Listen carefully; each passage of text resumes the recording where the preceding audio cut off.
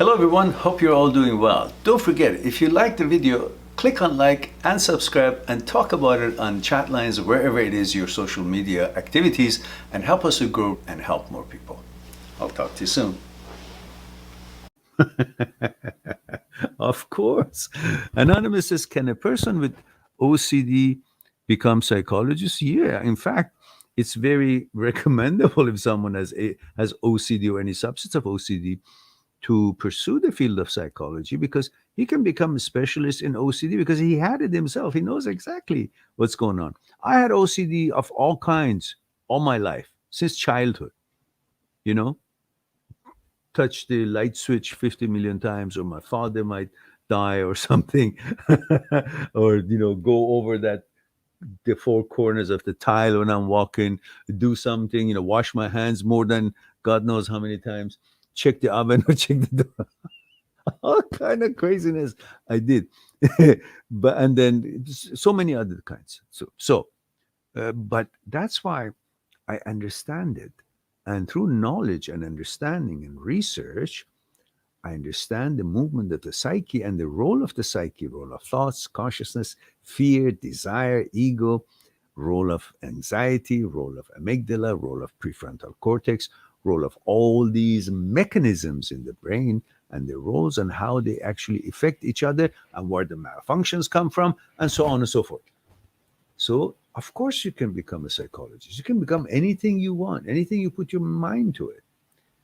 This is, I really like to study about brain and behavior, but I have OCD and I'm in fear of, if I read about other OCD, I may get it. No, when you know where OCD comes from, then you actually disqualify this whole business of OCD, and it helps you not to get it, because you become aware of what is happening, and you don't take what is happening as you or as necessary or as credible, because the jig is up for the brain, and it opens it up for you that these are the malfunctions and these have the roots, this kind of root, that kind of root, and that's why you keep turning the switch on, that's why you keep washing your hand, that's what all these obsessions and compulsions and so on, and leads to, when there's an obsession, you do a compulsion for it. And when you do the compulsion, you feel good. When you feel good, there's dopamine secreted in your brain.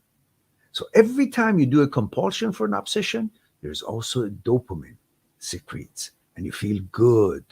Dopamine tells you you feel good. And then after a while, you're not just doing the compulsion because of the obsession. You're actually doing the compulsion to get the dopamine, because now you're addicted to dopamine. And then 1,000 times later, when you keep doing it and get the dopamine, get dopamine.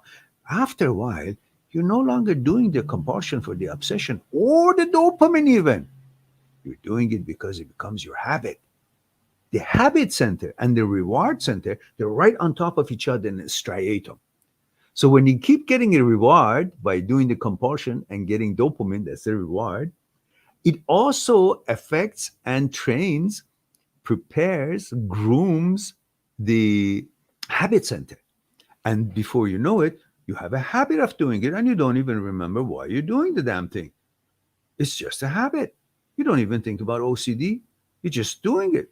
And then psychologists recommend that you got to now connect this habit to what it does to your health in order to jolt you out, and you have good enough reasons to get out of the habit, because you can see it's detrimental to your health. So they have studied, and the research shows that whenever a habit is connected to its negative effects on the health of a person, that person will be more motivated to get rid of that habit. For example, they have figured out that when a person smokes cigarette, after a while, a person who just bought a pack of cigarette opens the cellophane wrap, tore up a part of the package, pulled one cigarette stick, death stick, put it in his mouth, and flicked the lighter, and with fire, kept the fire 2 inches away from his mouth, his face. When you just ask him, sir, Are you aware that you just did this, did this, and ended up having a fire close to your face? He says, no, I only know that I'm smoking. That is based of the study, based on the study, a researcher, Dr. Grable from MIT. She is the pioneer of proving that one action could also be comprised of bunch of action but considered one action in the brain. And it was cluster of actions could represent as one. That's why this buying the cigarette, opening it up, tearing it apart, picking one, putting your lips and flicking fire in front of it. So many actions, cluster of these actions, but to the person who does it and is in habit, just understands this and considers it as one. So that whole business of not knowing is because it's a habit of the person that he thinks is only smoking cigarette rather than all these actions. And the way they can get him to be motivated to get rid of this habit is only when they connect the smoking cigarette to the detriment to his health.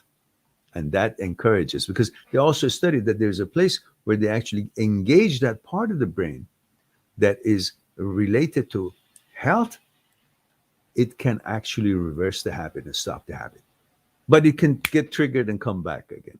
But as long as they know what to do, they can be successful in getting rid of that habit. That's why it is important in OCD that you try to get rid of that before it becomes a habit, because then it becomes more difficult to get rid of it. All right. Anonymous is very common. Very common. All right. Let's see what else we have here. Subscribe on my channel, visit my channel, and go through the videos that you might be interested in. Mind@seekstruth.com is making it one step away to talk to me one-on-one on Skype and discuss what's concerning you. I'll talk to you soon.